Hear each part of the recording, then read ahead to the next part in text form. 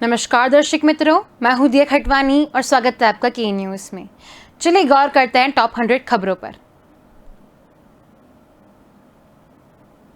पाकिस्तान के लाहौर के जोहर कस्बे में धमाका हुआ है। इसमें 2 लोगों की मौत और 17 लोगों के घायल होने की खबर है। पाकिस्तानी मीडिया डॉन के मुताबिक रेस्क्यू में जुटे अधिकारियों ने बताया कि ब्लास्ट एहसान मुमताज हॉस्पिटल के पास ई ब्लॉक में हुआ है। मीडिया रिपोर्ट में दावा किया जा रहा है कि यह धमाका मुंबई हमलों में मास्टरमाइंड आतंकी हाफिज सईद के घर के पास हुआ है। लाहौर के सीसीपीओ गुलाम महमूद डोगर ने मीडिया को बताया कि सभी घायलों को जिन्ना अस्पताल में भर्ती कराया गया है। रेस्क्यू टीम के सदस्य ने बताया कि ब्लास्ट गैस पाइपलाइन या फिर गैस सिलेंडर फटने से हुआ है। इस बारे में अभी स्थिति साफ नहीं है। धमाके से आसपास के मकानों को भी नुकसान हुआ है। एक प्रत्यक्षदर्शी ने बताया कि उसका घर 6 साल पहले ही बना था, जो धमाके में बुरी तरह डैमेज हो चुका है। वहीं पाकिस्तानी पंजाब के चीफ मिनिस्टर उस्मान बुज़दार ने आईजी को घटना की जांच कर जल्द रिपोर्ट सौंपने के निर्देश दिए हैं। देश में कई दिनों से वैक्सीन की किल्लत की खबरों के बीच 21 जून के वैक्सीनेशन की नई गाइडलाइन लागू की गई है। इसके मुताबिक देश में 18 साल या उससे ज़्यादा उम्र के लोगों को फ्री वैक्सीनेशन सरकार मुहैया करवाएगी।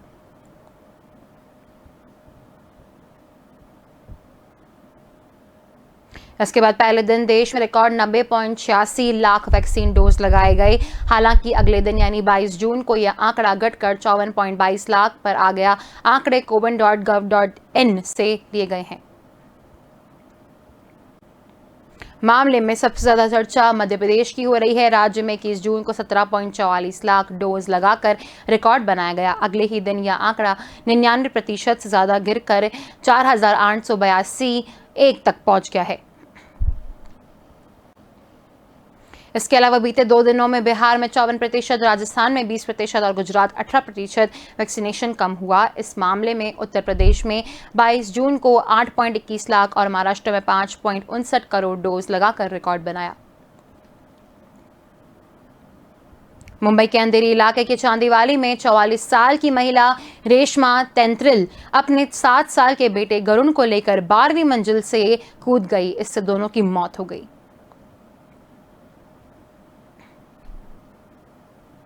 रेशमा पूर्व पत्रकार थी और 1 महीने पहले कोरोना से उनके पति भी मौत की घाट उतर चुके थे। पुलिस के मुताबिक रेश ने पड़ोसी के ताने से तंग आकर आत्महत्या कर ली। सुसाइड नोट में रेशमा ने अपने पड़ोसी अयूब खान और उनके परिवार पर मानसिक रूप से तंग करने का आरोप लगाया है। पुलिस ने अयूब को गिरफ्तार कर लिया है। रेशमा का कहना था कि उसके बेटे के खेलने पर पड़ोसी आपत्ति जताते थे और अक्सर उससे झगड़ा करते थे। रेशमा ने 30 मई को लिखी फेसबुक पर पोस्ट में भी इस बात का जिक्र किया था। देश में कोरोना के घटते मामलों के बीच डराने वाली खबर आ रही है। देश में दूसरी लहर के लिए जिम्मेदार कोरोना वेरिएंट डेल्टा एक बार फिर रूप बदलकर हमला कर रहा है। इसे डेल्टा प्लस का नाम दिया गया है। विशेषज्ञों का मानना है कि डेल्टा प्लस वेरिएंट देश में कोरोना की तीसरी लहर का कारण बन सकता है। केंद्र सरकार के मुताबिक देश में इस स्ट्रेन के अब तक 40 मामले रिकॉर्ड किए गए हैं। इस वेरिएंट के सबसे ज्यादा केस महाराष्ट्र में सामने आए हैं। इसके अलावा मध्य प्रदेश और केरल में भी स्ट्रेन की पुष्टि हुई है। इन राज्यों को अलर्ट रहने की सलाह दी गई है। हेल्थ मिनिस्ट्री के मुताबिक राज्य को चिट्ठी लिखकर बताया गया है कि उन्हें कैसे डेल्टा वेरिएंट से बचना है। भारतीय एसआरएस कोव-2 जीनोमैक कंसोर्टिया के हालिया निरीक्षकों के आधार पर महाराष्ट्र, केरल और मध्य प्रदेश को गाइडलाइन के हिसाब से ही इस वेरिएंट के निपटने की सलाह दी गई है। कोरोना के स्वदेशी टीके कोवैक्सीन के बच्चों के लिए इस्तेमाल की मंजूरी सितंबर तक मिल सकती है। अंग्रेजी न्यूज वेबसाइट इंडिया टुडे की रिपोर्ट के मुताबिक एम्स के डायरेक्टर रणदीप गुलेरिया ने उम्मीद जताई है। गुलेरिया ने कहा कि बच्चों पर कोवैक्सीन के फेज 2 और फेज 3 के ट्रायल के डेटा सितंबर तक आ जाएंगे और उसी दौरान बच्चों के लिए वैक्सीन की मंजूरी भी मिल सकती है। गुलेरिया का कहना है कि फाइजर और बायोटेक्निक के वैक्सीन को भारत में मंजूरी मिलने पर यह बच्चों के लिए दूसरा विकल्प हो सकता है। उनका कहना है कि इस थ्योरी पर भरोसा करने की कोई वजह नहीं दिख रही। गुलेरिया ने यह भी कहा था कि अब स्कूलों को खोलने पर विचार करना चाहिए, लेकिन इस बात का ध्यान रखना होगा कि शैक्षणिक संस्थान कहीं सुपर स्प्रेडर न बन जाए। 7 जून को प्रधानमंत्री नरेंद्र मोदी ने देश के 80 करोड़ जरूरतमंदों को दिवाली तक मुफ्त राशन देने की घोषणा की थी। साल 2020 में भी केंद्र सरकार ने अप्रैल से नवंबर यानी 10 महीने तक मुफ्त राशन बांटा था। इस साल भी मई से नवंबर यानी 9 महीने तक गरीबों को मुफ्त राशन मिलता रहेगा। बुधवार को ही पीएम मोदी की अध्यक्षता में कैबिनेट ने मुफ्त राशन स्कीम को जुलाई से नवंबर यानी 5 महीने तक बढ़ाने का अप्रूवल भी दिया है। वहीं लाभार्थियों की संख्या भी अब 80 करोड़ से बढ़कर 81.35 करोड़ हो गई है। सरकारी आंकड़ों पर यकीन करें तो जिन लोगों को मुफ्त राशन बांटा जा रहा है उनमें सबसे बड़ी संख्या में उत्तर प्रदेश के लोग हैं, जहां अगले साल चुनाव भी है। सरकार का दावा है कि उत्तर प्रदेश की करीब 20 करोड़ पॉपुलेशन में से 15.21 करोड़ पॉपुलेशन यानी करीब 76% इस स्कीम के दायरे में आ रही है। यानी इतनी आबादी को सरकार हर महीने 5 किलो गेहूं या चावल दे रही है। कोरोना के नए वेरिएंट्स को लेकर दुनिया भर में चिंता बढ़ रही है। 24 घंटे में भारत और अमेरिका के एक्सपर्ट्स ने नए वेरिएंट को लेकर चेतावनी जारी की है। मंगलवार को एक्सपर्ट्स ने कहा कि कोरोना का डेल्टा प्लस वेरिएंट भारत में तीसरी लहर की वजह बन सकता है। अमेरिका के सबसे बड़े महामारी एक्सपर्ट एंथनी फॉची ने भी चेतावनी दी है। फॉची का कहना है कि अमेरिका में कोरोना संक्रमण खत्म करने की कोशिशों पर डेल्टा वेरिएंट सबसे बड़ा खतरा है। उनका कहना है कि कोरोना के ओरिजिनल वेरिएंट के मुकाबले डेल्टा वेरिएंट काफी तेजी से फैलता है। इससे बीमारी की गंभीरता भी बढ़ जाती है। फॉची का यह भी कहना है कि फाइजर समेत जिन कंपनियों की वैक्सीन अमेरिका में लगाई जा रही है वे कोरोना के नए वेरिएंट पर असरदार हैं। हमारे पास संक्रमण रोकने के तरीके हैं, इन्हें इस्तेमाल करना चाहिए। यानी फॉची का कहना है कि जल्द से जल्द वैक्सीनेशन का टारगेट पूरा करना चाहिए। राजस्थान में मुख्यमंत्री अशोक गहलोत और सचिन पायलट खेमों के बीच खींचतान जारी है। दोनों ही गुट एक दूसरे के खिलाफ रणनीतिक चालें चल रहे हैं। गहलोत समर्थक 13 निर्दलीयों और बसपा के कांग्रेस में आए 6 विधायकों के क्षेत्रों में हारने वाले कांग्रेस उम्मीदवारों ने मोर्चा खोल दिया है। विधायकों के 19 में से 15 उम्मीदवारों ने सोनिया गांधी की चिट्ठी लिखकर मिलने का वक्त मांगा है। चिट्ठी में 15 कांग्रेस उम्मीदवारों के हस्ताक्षर हैं। कांग्रेस के टिकट पर चुनाव लड़ चुके 15 उम्मीदवार सचिन पायलट समर्थक हैं। उन्हें पायलट की सिफारिश पर ही टिकट मिले थे।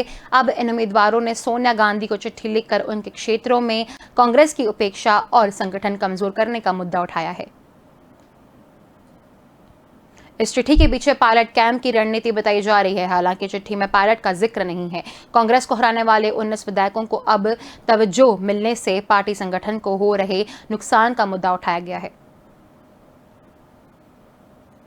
राजस्थान में पिछले दिनों तेजी से आगे बढ़ रहे दक्षिण पश्चिमी मानसून की गति में ठहराव आ गया है।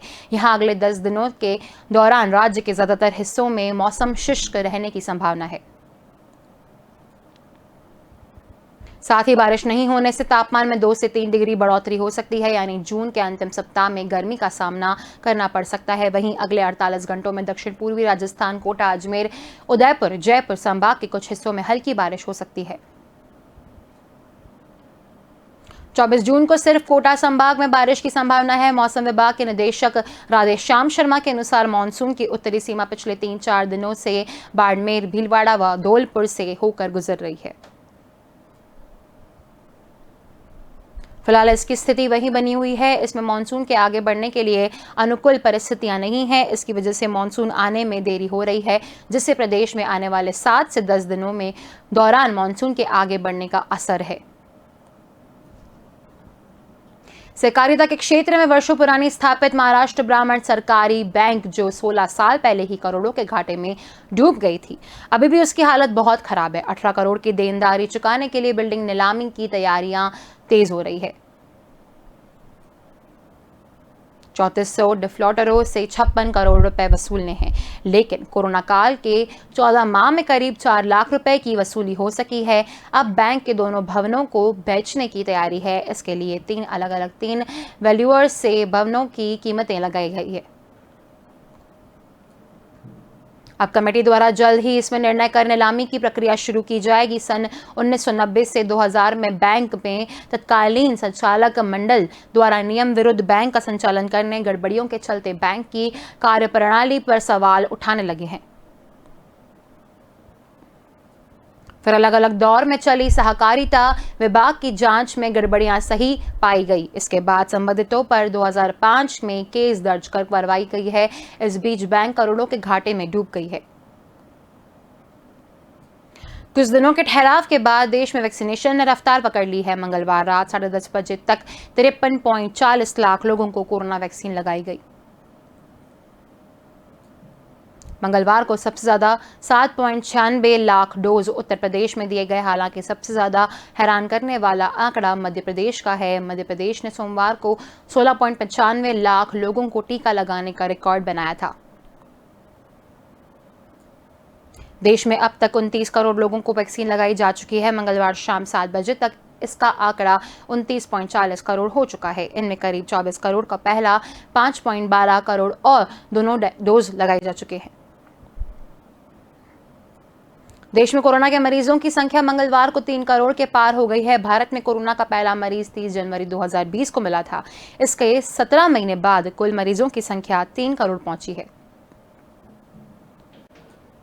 दूसरी लहर कमजोर पड़ने और वैक्सीनेशन का दायरा बढ़ने के कारण नए मामले फिर 50,000 के अंदर आ गए हैं। सोमवार को 42,683 लोगों की कोरोना रिपोर्ट पॉजिटिव आई है। भारत दुनिया में कोरोना के दूसरे सबसे ज्यादा प्रभावित देश में से एक है। सबसे ज्यादा 3.44 करोड़ केस अमेरिका में आए हैं। हालांकि दोनों में अब सिर्फ 44 लाख केस का अंतर बाकी है। वैक्सीनेशन ड्राइव शुरू हुए 5 महीने होने के बावजूद भारत में अब तक सिर्फ 17.8% आबादी को कोरोना वैक्सीन का पहला डोज लग पाया है। 3.9% लोगों को दूसरा डोज लगा है। Chief defence of staff Bipin Rawat ने शरों में पाकिस्तान को चेतावनी दी है। जनरल रावत ने बुधवार को कहा कि जम्मू कश्मीर में ड्रोन के जरिए आतंकियों को गोला बारूद पहुंचाया जा रहा है। यह सीज फायर और शांति प्रक्रिया के लिए शुभ संकेत नहीं है। रावत ने चेतावनी भरे लिहाजे में कहा है कि यदि आंतरिक शांति प्रक्रिया बाधित होती है तो हम यह नहीं कर सकते कि सीज फायर जारी है। सीज फायर का मतलब यह नहीं है कि आप सीमाओं पर संघर्ष विराम करें और देश के अंदर घुसपैठ जारी रखें। रावत ने कहा कि थिएटर कमांड की गठन प्रक्रिया सही रास्ते पर चल रही है। हमें तीनों सेवाओं के अधिकांश मुद्दों को हल करने में सक्षम हो गए हैं।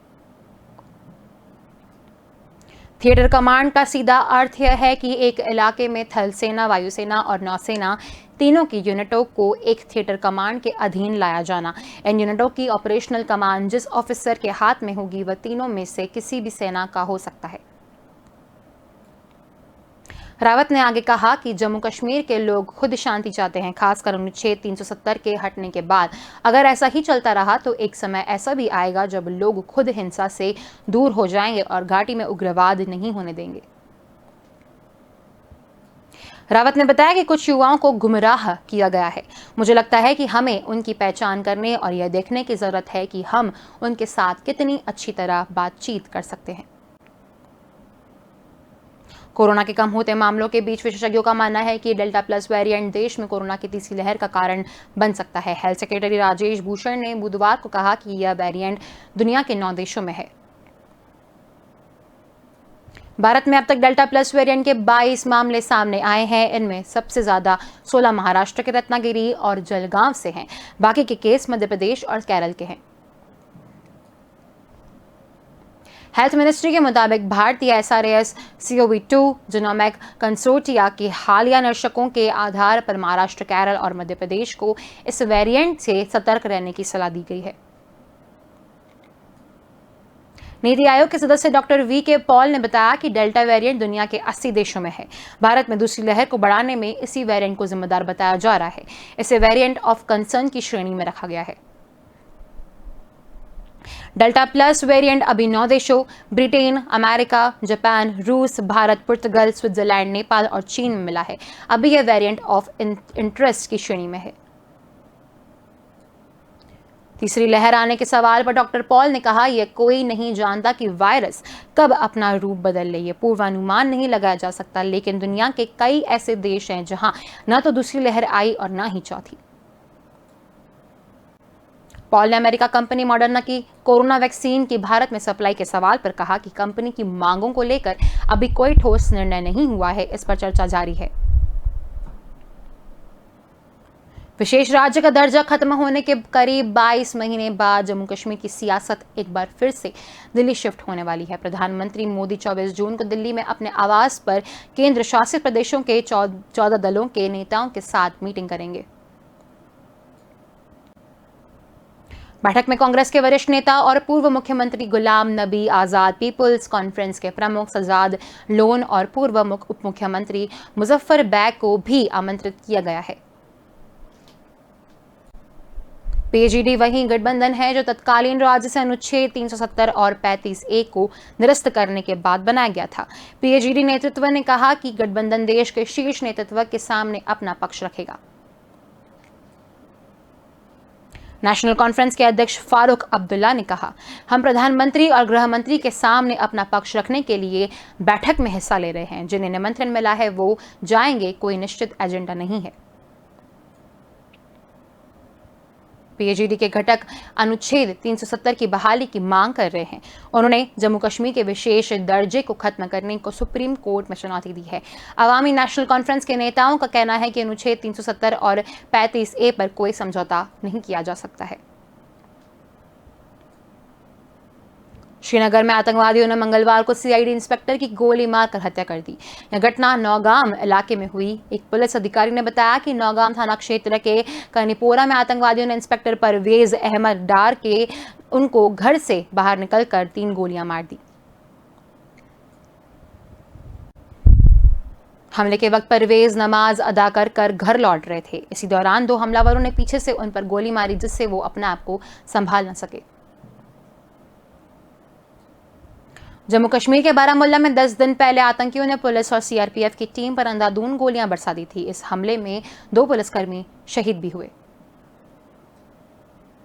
सोपोर में मारे गए 3 आतंकियों में से एक के पास मिली राइफल सीआरपीएफ जवानों से छीनी गई थी। पुलिस ने मंगलवार को बताया कि इस साल मार्च में जम्मू कश्मीर के लवाईपोरा में सीआरपीएफ जवानों पर आतंकी हमला हुआ था। इसमें 3 जवान शहीद हो गए थे। बारामुल्ला जिले के सोपोर में सोमवार को सुरक्षा बलों के साथ मुठभेड़ में खुर्शीद मीर, पाकिस्तान के अब्दुल्ला उर्फ असरार के साथ मोस्ट वांटेड आतंकवादियों में से एक मुदासिर पंडित मारा गया था। तीनों लश्कर-ए-तैयबा के आतंकी थे। कश्मीर जोन के आईजी विजय कुमार के मुताबिक लश्कर-ए-तैयबा के आतंकवादी खुर्शीद मीर से बरामद राइफल लवाईपोरा हमले में छीनी गई थी। भारत में अमेरिका कंपनी फाइजर की वैक्सीन जल्द आ सकती है। कंपनी के सीईओ अल्बर्ट बोर्ला का कहना है कि वैक्सीन को भारत में मंजूरी मिलने की प्रक्रिया फाइनल स्टेज में है। इससे पहले खबरें आई थी कि भारत को फाइजर की वैक्सीन के लिए अगस्त तक इंतजार करना पड़ सकता है। फाइजर के अमेरिका सूत्रों ने बताया कि भारत सरकार और कंपनी के बीच जवाबदेही वाली शर्त पर सहमति नहीं बन पा रही है। भारत सरकार फाइजर की वैक्सीन के लिए 1 महीने पहले राजी हो गए थे। भारतीय विदेश मंत्री एस जयशंकर ने इसके लेकर अमेरिका में फाइजर के कुछ अफसरों से मुलाकात भी की थी, लेकिन अब इस डील में देरी होती दिख रही है।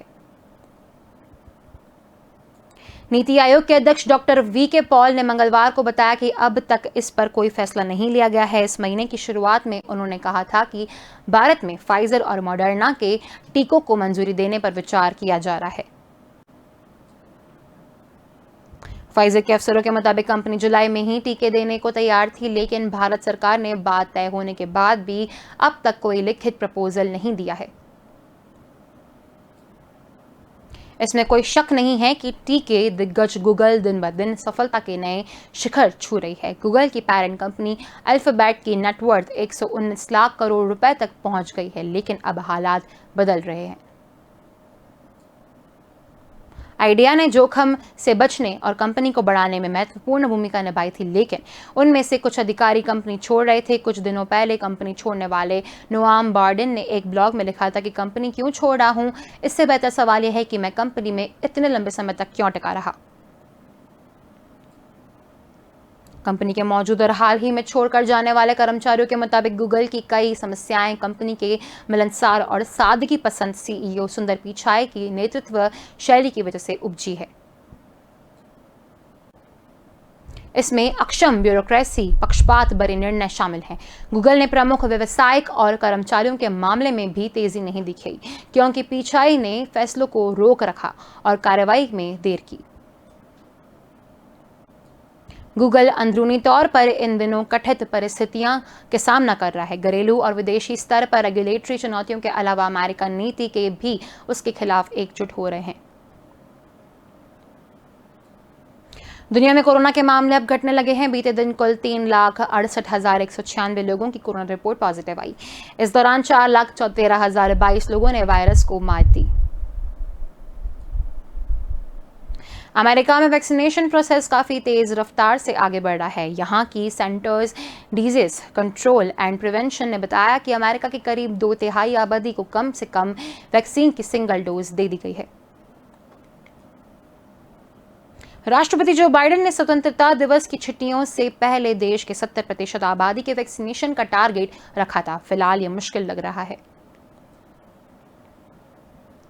कोरोना उन पर कुछ खास असर नहीं करेगा, इसलिए वे वैक्सीन को लेकर ज्यादा उत्साहित नहीं हैं। उन्हें समझना होगा कि डेल्टा वेरिएंट के मामले अब पूरे देश में सामने आ रहे हैं।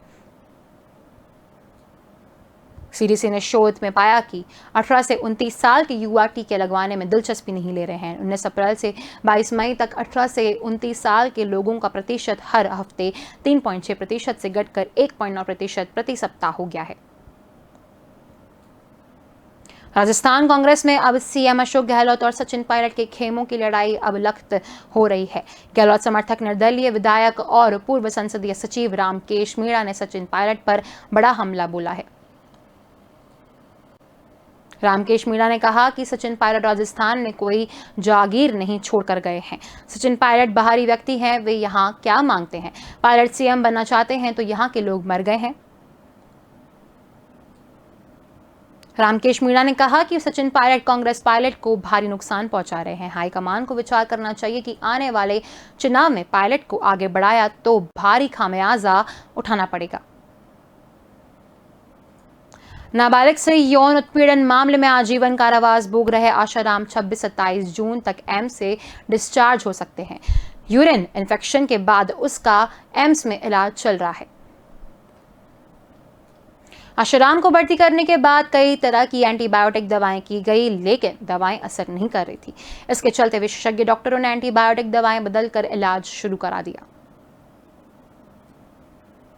आशाराम अभी स्वस्थ है, एहतियात के तौर पर ऑब्जर्वेशन में रखा हुआ है। शनिवार को कैथेटर हटाकर रविवार तक आशाराम को छुट्टी दे दी जाएगी। गौरतलब है कि 16 जून को जेल में तबीयत खराब होने के चलते आशाराम को एम्स में भर्ती कराया गया था। ग्वालियर में डिप्रेशन में एक युवती ने एक अपार्टमेंट की 4थी मंजिल से छलांग लगाकर जान दे दी। वह कनपट्टी के बल सड़क पर गिरी और उसकी मौत हो गई। युवती दोस्त से मिलने की बात कहकर घर से निकली थी।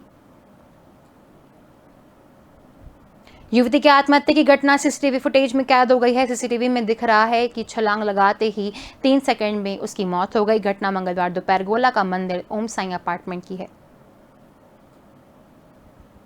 गोला का मंदिर स्थित ओम साई अपार्टमेंट के आसपास मंगलवार दोपहर सब कुछ सामान्य चल रहा था। तभी अचानक एक युवती अपार्टमेंट की 4थी मंजिल की छत की रेलिंग पर खड़ी दिखाई दे रही थी। पुलिस ने शव को निगरानी में लेकर जांच शुरू कर दी है। युवती के पास एक पर्स पड़ा था। पुलिस ने छानबीन की तो मृतक युवती की पहचान शहर के वायुनगर निवासी 32 वर्षीय ज्योति चांदोलिया के रूप में हुई है। ज्योति के पिता ओम प्रकाश ने पुलिस को बताया कि ज्योति अविवाहित थी और मानसिक रूप से थोड़ी परेशान थी। उसका इलाज भी चल रहा था। कुछ दिन से उसमें काफी सुधार भी था, लेकिन उसने आत्महत्या क्यों की, इसका पता अब तक नहीं चल सका। एमपी के स्टेट हाईवे को भी फास्टैग से जोड़ने के लिए प्रयास शुरू हो गए हैं। इसी कड़ी में इंदौर उज्जैन 4 लेन पर 25 जून से पूरी तरह से फास्टैग शुरू किया जा रहा है। शुरुआत में दोनों तरफ की एक लेन के कैश के लिए रखा जाएगा। हालांकि इसके लिए अभी विचार चल रहा है। इसे में फास्टैग बनवाए जाने तक इस लेन से कैश वाले वाहन गुजर सकेंगे।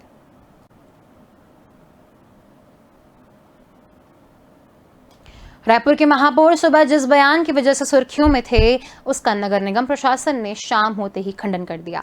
महापौर एजाज देबर के नगर निगम ने उनकी ही बात को मिथ्या बता दिया है। तो टॉप 100 खबरों में बस इतना ही। अधिक जानकारी के लिए देखते रहिए के न्यूज़। नमस्कार।